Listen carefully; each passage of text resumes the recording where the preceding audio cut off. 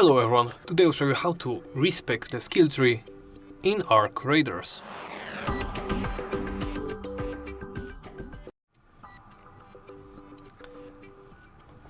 Well, the unfortunate thing is that you can't. Not exactly, at least. Please stay with me.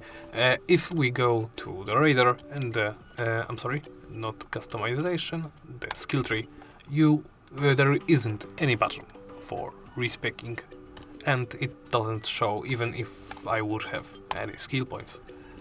The only way to respec your character is by prestiging them. You can prestige them by going for an expedition, and upon completion it will basically work like a prestige. So your it's a full wipe. It wipes the talent, wipes your inventory, everything, but gives you certain bonuses, which I don't know what are. Probably better loot, honestly. Better loot, more currency from missions, etc. And that's it.